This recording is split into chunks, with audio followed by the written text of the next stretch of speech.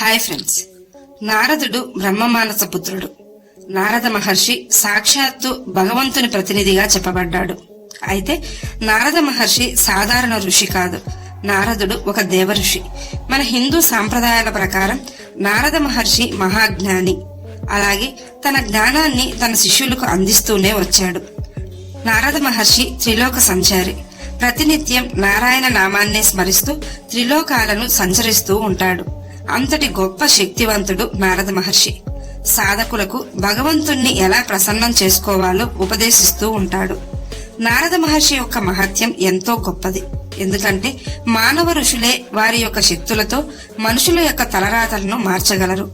అలాంటిది ఋషులకే గురువైన నారదముని యొక్క శక్తి వర్ణించలేనిది. ఎంతో గొప్ప ఇతిహాసాలైన రామాయణం రచించిన వాల్మీకి మహర్షికి, అలాగే మహాభారతం రచించిన వ్యాస మహర్షికి గురువు నారద మహర్షి. త్రిలోకాలకు ఎప్పుడు అనుకుంటే అప్పుడు వెళ్ళగల శక్తివంతుడు. అయితే నారద మహర్షి త్రిమూర్తుల కంటే శక్తివంతుడా? నారద మహర్షికి అంతటి శక్తి ఎలా వచ్చింది? మహావిష్ణువు యొక్క పరమభక్తుడైన నారద మహర్షి విష్ణువునే ఎందుకు శపించాడు? నారదుడు దేవుడా లేక పాపాత్ముడా? ఇలాంటి సందేహాలన్నింటికీ సమాధానాలు ఈ వీడియోలో తెలుసుకుందాం. వీడియో చూస్తున్న వారిలో ఎవరైనా శ్రీకృష్ణుని భక్తులు ఉన్నట్లయితే తప్పకుండా జై శ్రీకృష్ణ అని కామెంట్ చేయండి. అంతకంటే ముందు ఎవరైనా మన ఛానల్ ని ఫస్ట్ టైం చూస్తుంటే ప్లీజ్ సబ్స్క్రైబ్ చేసుకోండి. అలాగే ఈ వీడియోని తప్పకుండా లైక్ చేయండి. మీ ఒక్క లైక్ మాకెంతో సపోర్ట్ నిస్తుంది. నారదుడు పూర్వజన్మలో దాసీపుత్రుడుగా జన్మించాడు. నారదుని తల్లి ఒక బ్రాహ్మణుని ఇంట్లో పనిచేస్తూ జీవిస్తుండేది.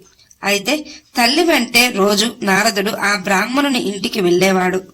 బ్రాహ్మణులందరూ వేదాంగాలను పఠిస్తుంటే నారదుడు అవన్నీ వింటూ ఉండేవాడు.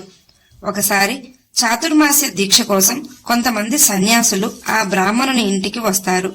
అప్పుడు ఆ బ్రాహ్మణుడు నారదుణ్ణి పిలిచి వచ్చిన సన్యాసులందరికీ దగ్గరుండి వారికి కావాల్సినవన్నీ సమకూరేలా చూడమని చెప్తాడు.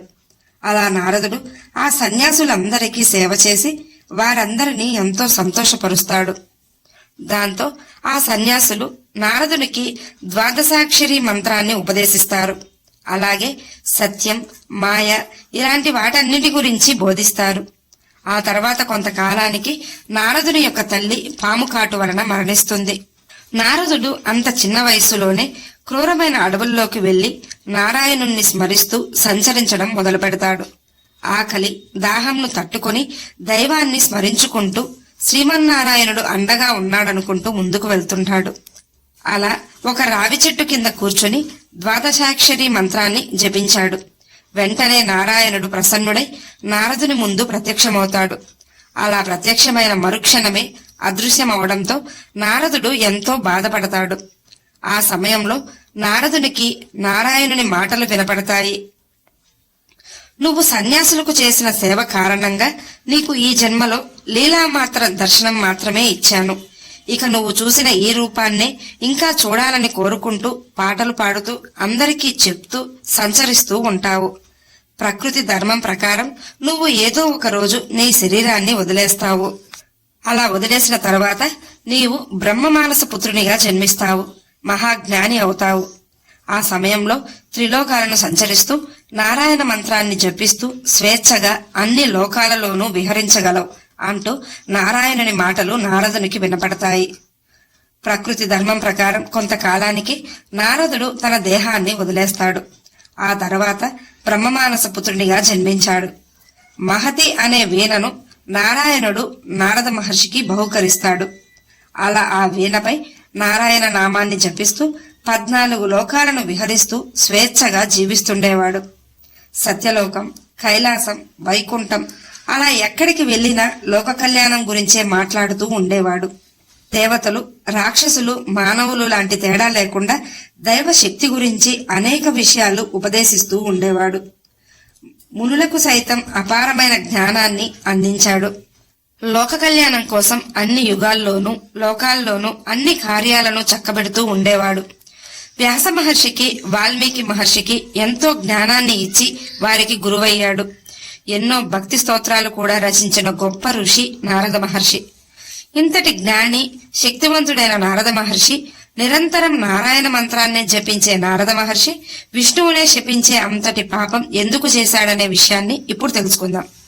ఒకసారి నారద మహర్షి హిమాలయ పర్వతం వద్ద ఒక గుహలో తపస్సు చేసుకుంటూ ఉంటాడు. రాక్షసులెవరైనా తన ఇంద్ర పదవి కోసం తపస్సు చేస్తున్నారేమోనని భయపడిన ఇంద్రుడు ఏం చేయాలో తెలియక ఆలోచనలో పడతాడు. తర్వాత ఇంద్రునికి అక్కడ తపస్సు చేసేది నారద మహర్షి అని తెలుస్తుంది. నారద మహర్షికి కూడా నా సింహాసనంపై ఆశ కలిగిందేమో, అందుకే ఇంతటి ఘోర తపస్సు చేస్తున్నాడని భావించి వెంటనే తపస్సు భంగం చేయమని మన్మధుణ్ణి అక్కడికి పంపుతాడు ఇంద్రుడు. మన్మధుడు ఎంత ప్రయత్నించినా నారద మహర్షి చలించకుండా తపస్సు చేసుకుంటూ ఉంటాడు. తపస్సు పూర్తి చేసుకున్న తర్వాత నారద మహర్షి ఎంతో సంతోషపడతాడు. ఎందుకంటే మన్మథ బాణానికి కూడా లొంగకుండా తపస్సు పూర్తి చేశానని ఎంతో ఆనందిస్తాడు.